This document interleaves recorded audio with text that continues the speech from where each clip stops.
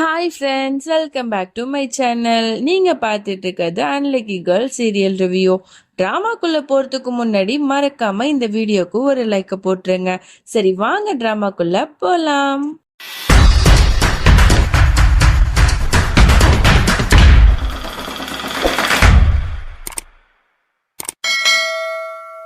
Starting சீன்லேயே மௌலியை தான் காட்டுறாங்க. அவன் நந்தினி வீட்டை விட்டு வெளில போகும்போது ஒரு லெட்டர் எழுதியிருப்பாள் குணாலுக்காக. அந்த லெட்டர் தான் இருக்குது. அதை பார்த்த உடனேயே இவளுக்கு பயங்கர ஷாக் ஆகுது. ஐயோ, மௌலிக்கு எல்லாமே தெரிஞ்சிருமோ அப்படின்னு சொல்லிட்டு பயந்துட்டு இருப்பா. உடனே இவ கேட்பா, என்ன நந்தினி இது, எதுக்கு இப்படிலாம் எழுதி வச்சிருக்க, எங்களை விட்டு போகலான்னு நீ முடிவு பண்ணிட்டியா என்ன அப்படிங்கிற மாதிரி கேட்கும்போது இவ ஏதோ சொல்லி சமாளிக்க பார்க்குறா. அதோட ஒரு பொய் சொல்கிறா. இல்லை, நான் போகலான்னு சொல்லிட்டு தான் நான் லெட்டரில் எழுதினேன், அதுக்கப்புறம் உன்னை விட்டு போகிறதுக்கு எனக்கு மனசே இல்லை, அதனால தான் என் முடிவை நான் மாற்றிக்கிட்டேன் அப்படின்னு சொல்கிறான். நீ ஃபஸ்ட்டு உட்காரு, உனக்கு எதுக்கு இந்த மாதிரி என்னெல்லாம் வந்துச்சு, இந்த பாரு, நீ சொன்னதுனால தான் நான் உன்னை தனியாக வீட்டில் தங்க அனுமதித்தேன். அது வரைக்கும் நான் என் வீட்டில் தான் உன்னை இருக்க சொன்னேன். நீ தான் பிடிவாத பிடிச்சிட்டு போன. இப்போ நீ எங்களை விட்டு நிரந்தரமாக போகிறதுக்கு முடிவு பண்ணியிருக்க. இந்த மாதிரிலாம் நீ பண்ணாத. இந்த பாரு, உனக்காக நான் எப்போவுமே இருப்பேன், புரியுதா அப்படின்னு சொல்லிட்டு ஒரு பெஸ்ட் ஃப்ரெண்டு எப்படிலாம் பேசுவாங்களோ அந்த மாதிரி பேசிகிட்டு இருக்கா. அந்த நேரத்தில் கரெக்டாக குணால் கால் பண்ணுறான். குணால், நீ கால் பண்ணிட்டியா, உன்னை பற்றி தான் நினச்சிட்டு இருந்தேன், நீ கரெக்டாக கால் பண்ணிட்ட அப்படின்னு சொல்லும்போது இவன் ஒன்றுமே தெரியாத மாதிரி விசாரிக்கிறான். ஆமாம், நீ எங்கே இருக்க அப்படின்னு கேட்கும்போது நான் நந்தினி வீட்டில் தான் இருக்கேன் அப்படிங்கிற மாதிரி அவன் சொல்ல. ஓ அப்படியா, சரி சரி, நீ பார்த்துட்டு வா அப்படின்னு சொல்லிட்டு அவன் கேஷுவலாக பேசிட்டு வச்சிடுறான். இப்போ எதுக்கு கால் பண்ணியிருப்பான் அப்படின்னா, மௌலிக்கு சந்தேகம் வரக்கூடாதுங்கிற ஒரே காரணத்துக்காக தான் இந்த மாதிரி கால் பண்ணி மேனேஜ் பண்ணியிருப்பான். அப்புறம் இங்கே மௌலி சொல்கிறா, ஓகே, எனக்கு சீக்கிரமாக அந்த பாயசத்தை ஊட்டி விட, எனக்கு ரொம்ப ஆசையாக இருக்குது சாப்பிட்றதுக்கு அப்படின்னு சொன்னோன்னா அவளும் சிரிச்சிட்டு ஊட்டி விடுறா. 2 பேரும் சாப்பிட்டு பார்க்குறாங்க. அதுக்கப்புறம் 2 பேரும் ஒன்றா சேர்ந்து சாப்பிட்றாங்க. மௌலி பாராட்டுறா. ஐயோ, சூப்பராக இருக்கு நந்தினி, உன் கையில் அப்படி என்னதான் மேஜிக் பண்ணி வச்சிருக்க, அந்த கைக்கு அப்படியே தங்க வளையலே போடலாம், அவ்வளோ சூப்பராக இருக்கு. அது மட்டும் இல்லை, இதை பாயசம் குணாலுக்கும் ரொம்பவே பிடிக்கும், அதனால நான் இதை பேக் பண்ணி வீட்டுக்கு எடுத்துகிட்டு போகிறேன் அப்படிங்கிற மாதிரிலாம் அவள் சொல்கிறா. உடனே இதை சொன்ன உடனே நந்தினி ஃபேஸில் அவ்வளோ ஒரு ஹாப்பினஸ் இருக்கும். ஏன்னா இந்த பாயாசத்தை குணாலுக்காக தானே அவள் செஞ்சிருப்பா. ஸோ அவள் சாப்பிடாம போனது இவளுக்கு ஒரு வருத்தம் இருக்கும். பட் மௌலியே கொண்டு போய் கொடுக்குறேன்னு சொல்லும் போது ரொம்ப ஆசையாக பேக் பண்ணி கொடுத்துருவா.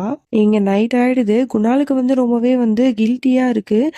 இந்த மாதிரி ஃபர்ஸ்ட் டைம் மௌலிகிட்ட போய் சொல்லிட்டு நந்தினி கூட அஃபேர் வச்சிட்ருக்கா இல்லையா. இப்போ ஓப்பனாகவே 2 பேரும் ரொம்ப க்ளோஸாக இருக்க ஆரம்பிச்சிட்டாங்க இல்லையா. இதெல்லாம் நினைக்கும் போது அவனுக்கு ஒரு மாதிரி ஃபீல் ஆகுது. இங்கே ஆனால் நந்தினியை காட்டுறாங்க. அவள் ரொம்ப எக்ஸைட்டிங்காக ரொம்ப ஜாலியாக இருக்கா குணாலை பற்றி நினச்சிக்கிட்டு, கொஞ்சம் கூட கில்ட்டினஸ்ஸே இல்லாமல். அதோட இங்கே குணாலுக்கு ரொம்பவே பசிக்குது போல். உடனே ஃப்ரிட்ஜிலேருந்து அந்த நந்தினி கொடுத்த அந்த பாயசத்தை தான் எடுத்து சாப்பிட்றான். சாப்பிட்டோன்னே அவனுக்கு ரொம்ப பிடிச்சி போயிடுது போல். உடனே நந்தினிக்கு மெசேஜை போட்டு விடுறான். ஐயோ நந்தினி, செம்ம டேஸ்ட்டாக இருக்கு நீ செஞ்சது அப்படின்னு சொன்னோடனே இவன் ஃபேஸில் அவ்வளோ ஹாப்பினஸ். அப்படியா, நீங்கள் சாப்பிட்டீங்களா அப்படி இப்படின்னு சொல்லிட்டு 2 பேரும் மாற்றி மாற்றி லவ்வர்ஸ் மாதிரி சேட் பண்ணிட்டு இருக்காங்க. அதோட மார்னிங் ஆகுது. நந்தினி ரங்கோலி கோலம் தான் போட்டிருப்பான். டிசைனாக அழகாக போட்டு நிறைய ஃபோட்டோஸ் எடுத்து குணாலுக்கு அனுப்பிட்டே இருப்பாள். இங்கே வீட்டில் காட்டுறாங்க. குணால் குளிச்சிட்டு இருப்பான். அப்போ மௌலி கிளம்பிட்டு இருக்கும்போது குணாலோட ஃபோனுக்கு இந்த மெசேஜ் வந்துட்டே இருக்கும், சவுண்டு கேட்டுகிட்டே இருக்கும். இதை பார்த்துட்டு குணால், உனக்கு யாரோ மெசேஜ் பண்ணுறாங்க, சீக்கிரம் வான்னு அவன் கூப்பிட்டுட்டே இருப்பாள். ஆனால் அவன் வரமாட்டான். ஓகே, நானே பார்க்குறேன் அப்படின்னு சொல்லிட்டு அவன் எடுத்து பார்க்க போகும்போது டக்குன்னு குணால் பதறி அடிச்சுட்டு அந்த ஃபோனை வாங்கிடுவான். இதை பார்த்த மௌலிக்கு ஒரு நிமிஷம் அப்படியே ஒரு மாதிரி ஆகிடும். என்ன குணால், என்னாச்சு அப்படின்னு கேட்க, இல்லை மௌலி, நீ நினைக்கிற மாதிரி ஒன்றும் இல்லை, இது சாதாரண கம்பெனி மெசேஜ் தான், இதை பார்த்து நீ டைம் வேஸ்ட் பண்ணுற, அப்புறம் உனக்கு ஹாஸ்பிட்டலுக்கு லேட் ஆகிடுச்சுல, நீ கிளம்பு அப்படின்னு சொல்கிறான். ஓ அப்படியா, நான் கூட வேறு ஏதாவது மெசேஜ் இருக்கும் அப்படின்னு நினச்சேன், சரி சரி பார்த்துக்க அப்படின்னு சொல்லிட்டு அவளும் கிளம்புறா. இங்கே கிருஷ்ண ஜெயந்திங்கிறதுனால பூஜை பண்ணிட்டு இருப்பாங்க. அப்போ கரெக்டாக குணால் அழகாக ரெடி ஆகி வந்துடுவான். அவனை பார்த்தோன்னே பாட்டி சொல்லிட்டு இருக்காங்க, இந்த நல்ல நாள் அதுவுமா நந்தினியும் இங்கே இருந்தால் எவ்வளோ நல்லா இருக்கும், அவளுக்கு கால் பண்ணுடா அப்படின்னு சொல்லிட்டு குணால்கிட்ட சொல்கிறாங்க. உடனே குணாலுக்கு நர்வஸ் ஆகுது. ஏன்னா நாமும் அடிக்கடி அவள்கிட்ட பேசிகிட்டு இருக்கான், அதுவும் லவ்வர்ஸ் மாதிரி தானே பேசிகிட்டு இருக்காங்க. இப்போ எல்லாருக்கும் முன்னாடி கால் பண்ண சொன்னோன்னா அவள் ஏதாவது ஒன்று கிடக்க ஒன்று பேசிட்டா இவங்க 2 பேரோட அஃபேர் தெரிஞ்சிடும் இல்லையா. அதனால அவன் கொஞ்சம் பயப்படுறான். பயந்துக்கிட்டே இவளுக்கு கால் பண்றா. எங்க நந்தினி வந்து சாரி வந்து செலக்ட் பண்ணிட்டு இருப்பா. என்ன சாரி கட்டிட்டு போலாம் அப்படின்னு சொல்லிட்டு ரொம்ப குழம்பிட்டு இருக்கும்போது, குணால் வந்து அடிக்கிறாரு. இவட்டையே கேட்டுடலாம் அப்படின்னு சொல்லிட்டு, குணால் நானே உங்களுக்கு அடிக்கணும்னு நினைச்சேன் அப்படின்னு சொல்லிட்டு அவ பேசுறதுக்கு வரா. டக்குன்னு வந்து இந்த மாதிரி பாட்டி உன்கிட்ட பேசணுமா அப்படின்னு சொல்லிட்டு டக்குன்னு பாட்டிகிட்ட கொடுத்துட்றான்.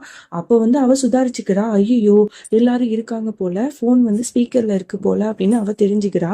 அதோட பாட்டி சொல்றாங்க, இந்த பாருமா, இன்னைக்கு வந்து கிருஷ்ண ஜெயந்தி, நீ வந்து நம்ம வீட்டுக்கு வந்தா நான் ரொம்பவே சந்தோஷப்படுவேன், அதனால நீங்க வரணும் அப்படின்னு சொல்றாங்க. கண்டிப்பா பாட்டி, உங்களுக்காக நான் வரேன் அப்படிங்கிற மாதிரி அவளும் சொல்லிடுறா. போனை வச்ச உடனே வந்து நந்தினிக்கு வந்து அப்படியே பதட்டமாகுது, அப்படியே பயப்படுறா. இன்னும் ஒரே ஒரு நிமிஷத்துல நான் அப்படி மாட்டிக்க பார்த்தனே, நான் மட்டும் ஏதாவது உளறி இருந்தேன்னா நான் எல்லாருக்கும் முன்னாடி எங்க 2 பேரோட அஃபேர் தெரிஞ்சிருக்குமே அப்படின்னு சொல்லிட்டு ரொம்பவே பயந்துட்டு இருப்பா. அப்ப கரெக்டா குணால் வந்து மெசேஜ் போடுவான். எனக்கு தெரியும், நீ வந்து என்ன சாரி கட்டணும்னு தானே குழம்பிட்டு இருக்க, நீ ரெட் கலர் சாரி கட்டு, நீ ரொம்ப அழகா இருப்ப அப்படின்னு சொன்ன உடனே இவ ரொம்ப ஹாப்பியா ஓகே அப்படின்னு சொல்லிட்டு ரெட் கலர் சாரியே வந்து கட்டிக்கிறா.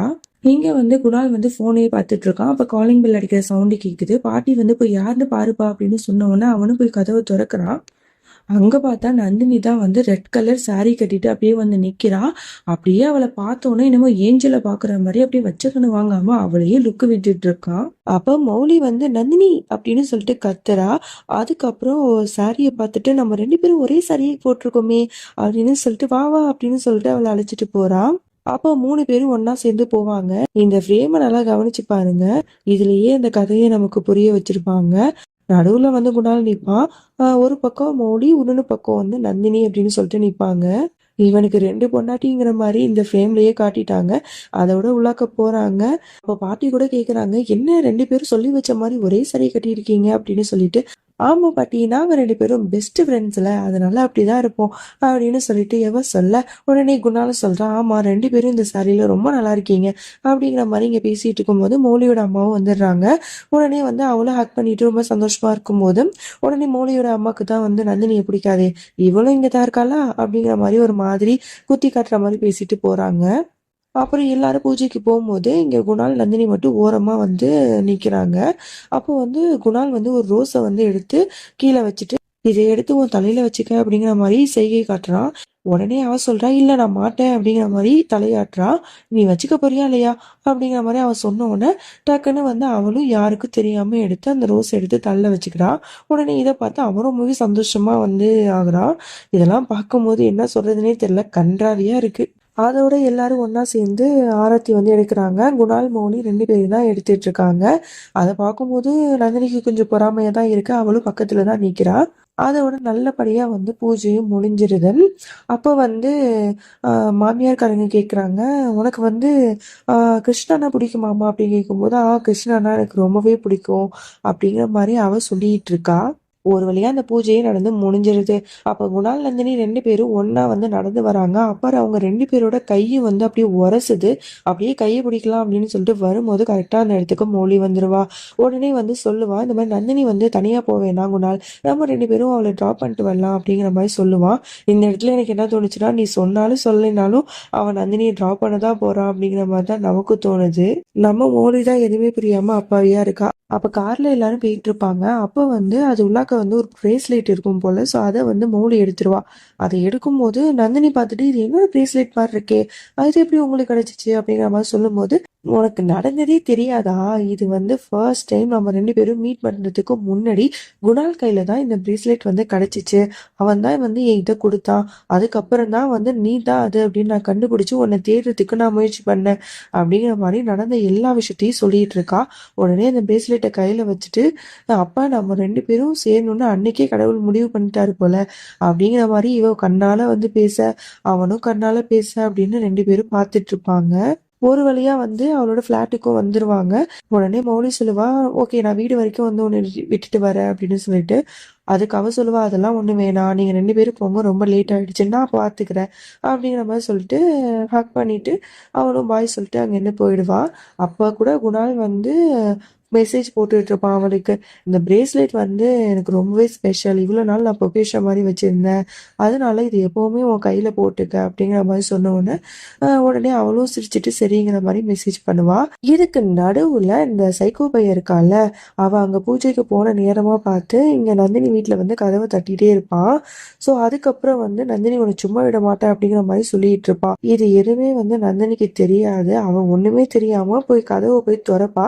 திறந்த உடனே அவளுக்கு ஏதோ தப்பா ஃபீல் ஆகும். இங்க யாரும் இருக்காங்களோ அப்படின்னு சொல்லிட்டு கரெக்டா அந்த நேரத்துல இவளை பிடிச்சி அப்படியே தள்ளி விட்டுட்டு அந்த சைக்கோ பையன் வந்து நிப்பான். அவனை பார்த்த இவளுக்கு பயங்கர ஷாக்கு. நீ எப்படி இங்க வந்த அப்படிங்கிற மாதிரி கத்துவா. அதோட இந்த பாட்டை நம்ம முடிச்சுக்கலாம். இதுக்கப்புறம் என்ன நடந்துச்சு, அந்த சைக்கோ பையன் நந்தினி என்னெல்லாம் பண்ண போறாங்கிறதெல்லாம் நம்ம நெக்ஸ்ட் பார்ட்ல பார்த்து தெரிஞ்சுக்கலாம். அது வரைக்கும் என்னோட காத்திருங்கள்.